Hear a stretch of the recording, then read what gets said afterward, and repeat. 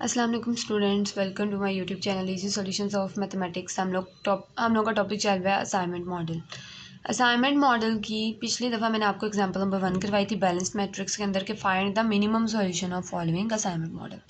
लेकिन इस प्रॉब्लम में यानी इस वीडियो में मैं लेक्चर नंबर 2 में आप लोग को कराऊँगी maximum solution of assignment problem. तो इसका क्वेश्चन है find maximum solution of the following assignment problem. एक असाइनमेंट प्रॉब्लम दी गई है, उन्होंने कहा है कि इसका हमने मैक्सिमम सॉल्यूशन का जो है वो फाइंड करना है।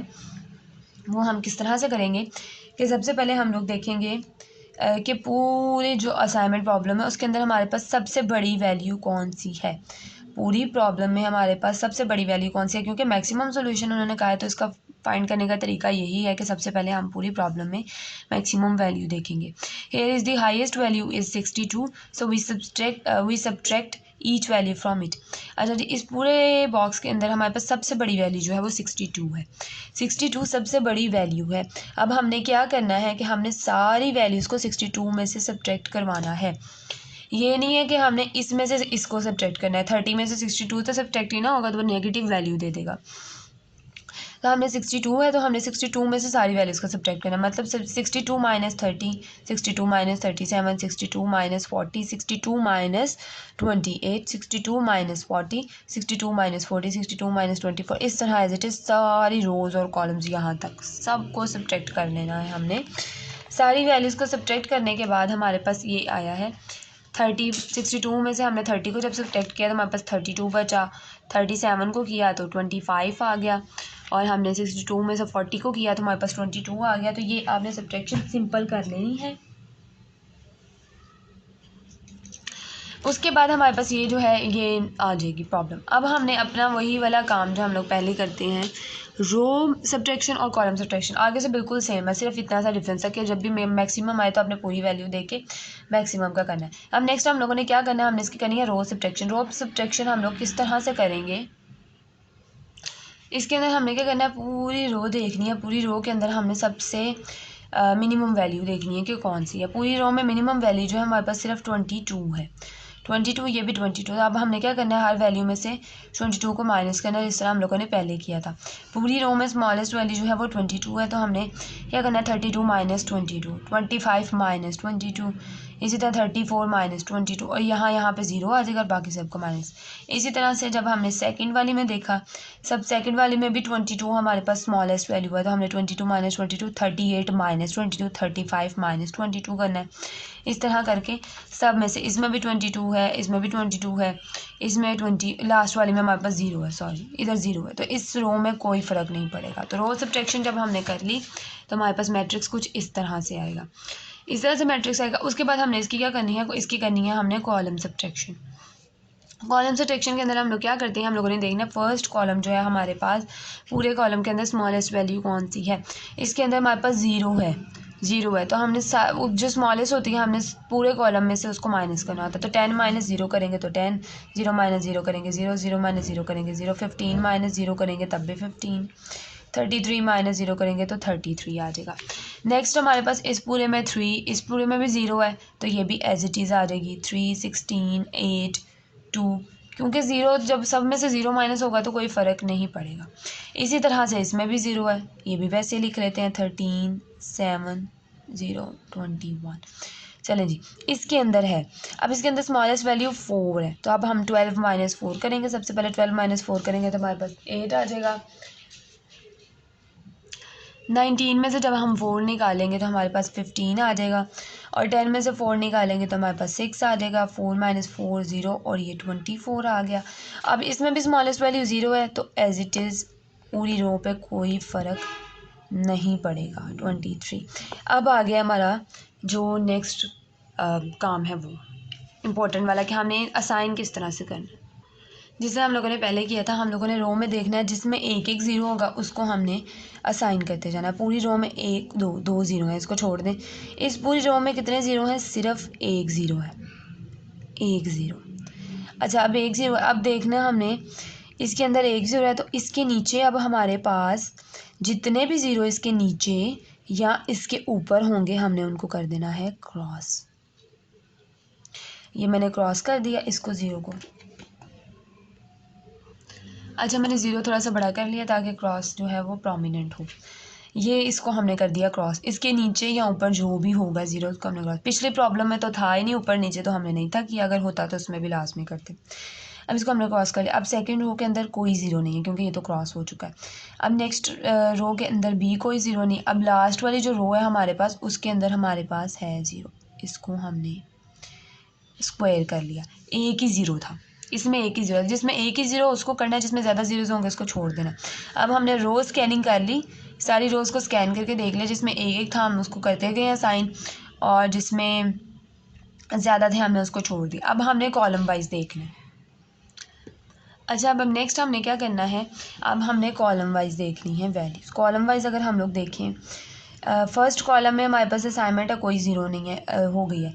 सेकंड कॉलम में भी असाइनमेंट कम हो चुकी है, ये दो का तो काम कंप्लीट हो गया। अब हमने नेक्स्ट में देखना है, इसमें भी दो ज़ीरोज़ हैं। कॉलम में भी हमने बिल्कुल वैसे ही करना है, जिसमें दो ज़ीरोज़ होंगे उस कॉलम को छोड़ देना, जिसमें एक ज़ीरो होगा हमने उसको ले लेना है। तो अब हमने क्या किया, हमने ये भी देखा इसमें दो ज़ीरो थे, इसको छोड़ दिया। अब इस पूरे कॉलम में सिर्फ एक ज़ीरो है, ये वाला ज़ीरो, हमने इसको कर दिया असाइन। इसको असाइन करने के बाद हमने क्या करना है, इसके गिर्द स्क्वायर बना दिया। हमने हॉरिजॉन्टली देखना है कितने ज़ीरोज़ हैं, जितने ज़ीरोज़ होंगे हमने उसको क्रॉस कर देना है, इधर हों या इधर हों हमने उनको क्रॉस कर देना। क्या किया, सबसे पहले हमने की रो स्कैनिंग। जिस रो में एक ज़ीरो था हमने उसको स्क्वायर किया, और उसके वर्टिकल, उसके ऊपर और नीचे, तब हमने वर्टिकली देखा था। जब हम रो स्कैनिंग कर रहे थे, रो में हमने वर्टिकली देखना है, असाइनमेंट के ऊपर नीचे जितने ज़ीरोज़ हैं उनको क्रॉस कर देना है। और अब जब हम लोग कॉलम वाइज देखेंगे, तो कॉलम वाइज हमने क्या करना है, जिस कॉलम में दो ज़ीरो होंगे उसको छोड़ देना है, जिसमें एक ज़ीरो होगा उसको हमने असाइन करना है। और कॉलम वाइज हम लोगों ने हॉरिजॉन्टली देखना है, उस असाइनमेंट के इधर लेफ़्ट पे या उसके राइट पे कोई ज़ीरो तो नहीं है, अगर होगा तो हमने उसको क्रॉस कर देना। ये बात याद रखनी है आपने। रो स्कैनिंग में हमने वर्टिकली देखना है और कॉलम स्कैनिंग में हमने हॉरिजॉन्टली देखना है।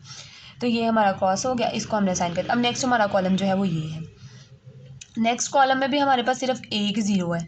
इस ज़ीरो को हमने क्या किया, इस ज़ीरो को हमने कर लिया, इसके गिर्द हमने स्क्वायर लगा लिया। अब इसके गिर्द हमने कॉलम स्कैनिंग करें, इसके गिर्द हमने ज़ीरो लगाया, तो कॉलम में हम लोग हॉरिजॉन्टली देखेंगे, इधर या इधर कोई इसके ज़ीरो होगा तो उसको क्रॉस कर देंगे। इसको हमने असाइन किया, इसके इधर ज़ीरो था हमने उसको क्रॉस कर दिया। बहुत आसान है, बस समझने की ज़रूरत है। रो स्कैनिंग में हमने वर्टिकली ज़ीरोज़ को कैंसिल करते जाना है, जिसको हमने हाईलाइट करना है, और कॉलम स्कैनिंग में हमने हॉरिजॉन्टली, और रो स्कैनिंग में हमने वर्टिकली असाइनमेंट के ऊपर नीचे वाले ज़ीरोज़ को कैंसिल कर देना। होपफुली आपको समझ आ गई होगी। स्टिल कोई क्वेश्चन होता है आप मुझसे कमेंट सेक्शन में लास्ट में पूछ लीजिएगा। अब नेक्स्ट हम लोगों ने क्या करना है, कि हमने जो को रोज़ रह गई हैं अनअसाइंड का मतलब है जिनको असाइनमेंट नहीं मिली अभी तक। जैसे कि इस रो में भी असाइनमेंट मिल गई है, इस रो में भी असाइनमेंट मिल गई, इस रो में असाइनमेंट नहीं है, इस रो में कोई असाइनमेंट नहीं है, इस रो में कोई असाइनमेंट नहीं है, तो हमने इसको टिक कर लेना है। उस रो को हमने टिक किया, और उसके बाद नेक्स्ट फर्दर सारी ये चार हो गई हैं, यानी कि 1 2 3। अब ये प्रोसीजर हम लोग क्यों कर रहे हैं, क्योंकि फर्स्ट को भी असाइनमेंट मिल गई, सेकंड को मिली, थर्ड को नहीं मिली, 4 और 5 को मिल गई। जिसको नहीं मिली इसको हमने टिक कर लिया।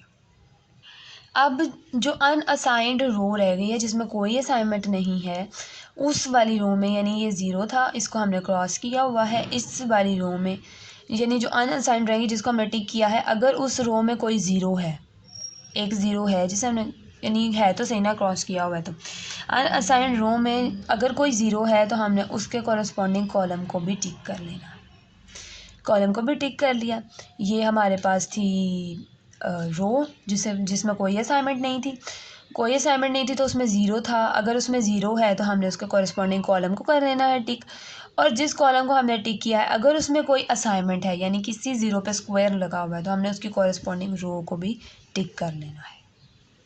अगेन रिपीट कर रही हूँ, किस तरह से ये मेथड आप लोगों ने जहन में रखना है, यानी आप एक दो प्रॉब्लम्स को प्रैक्टिस करेंगे इस तरीके से तो आपको ये याद हो जाएगा, और ये बहुत आसान है, मुश्किल नहीं है। पहले रो स्कैनिंग और कॉलम स्कैनिंग तो मैंने ब्रीफली बार बार बता दी। अब नेक्स्ट हम लोगों ने क्या करना है, देखा कि हमारे पास जो है 1 2 3 4 असाइनमेंट्स हैं, लेकिन टोटल रोज़ 5 हैं। यानी कि 4 इज़ नॉट इक्वल टू 5 है, 5 इज़ इक्वल टू 5 होना चाहिए था, यानी 5 की 5 असाइनमेंट होनी चाहिए थी, लेकिन नहीं हुआ। तो अब हमने क्या किया कि हमने इसके अंदर जो रो रह गई थी उसको हमने टिक किया। उसको टिक करने के बाद अगर उस रो के अंदर कोई ज़ीरो है, अगर नहीं है तो बस ठीक है, टिक कर दिया, हमने टिक किया। अगर उस रो के अंदर कोई ज़ीरो है तो हमने उसके कॉरेस्पॉन्डिंग कॉलम को टिक कर दिया, और फिर अगर उस कॉलम में कोई स्क्वायर वाली असाइनमेंट है, यानी ये स्क्वायर लगा हुआ है इस ज़ीरो को इस कॉलम में, तो हमने उस वाले के कॉरेस्पॉन्डिंग रो को भी टिक कर लिया। अब हमने नेक्स्ट क्या करना है, नेक्स्ट हमने देखना हमारी जो अनअसाइंड यानी जो अनटिक्ड ऐसी रोज़ जो टिक नहीं थी उनको हमने ऐसे उनके ऊपर लाइंस लगा देनी है, और वो कॉलम जो टिक्ड है उस पर लाइन लगानी है, यानी कि अनटिक्ड रोज़ एंड टिक्ड कॉलम्स पर लाइन लगा देनी। चलें जी, जो रो टिक की थी हमने उनको कुछ भी नहीं कहना, उनको छेड़ना ही नहीं है बिल्कुल भी। जो रोज़ हमने टिक्ड की थी उनके अलावा जो अनटिक्ड थी 1 2 3 जिनके ऊपर कोई टिक नहीं था उनको हमने उनके ऊपर सबसे पहले लाइंस लगा ली। देन उसके बाद जो कॉलम हमने टिक किया था, टिक किए हुए कॉलम के ऊपर हमने लाइन लगा ली। उसके बाद अब ये हमारे पास आ गया है। अब जो हमारे पास वैल्यूज़ बच गई हैं, ये वाली वैल्यूज़ बच गई हैं ना, ये वाली, इन वैल्यूज़ के अंदर से हमने थीटा की वैल्यू निकालनी है। थीटा हमारे पास क्या है, थीटा इज़ इक्वल टू इन बची हुई वैल्यूज़ में जिनके ऊपर कोई लाइन नहीं है, इनके अंदर मिनिमम वैल्यू देखनी है। इनके अंदर मिनिमम वैल्यू हमारे पास 4 है, तो हमारा थीटा इज़ इक्वल टू 4 आ गया। अब हमारे पास थीटा निकला है। अब हमने क्या करना है कि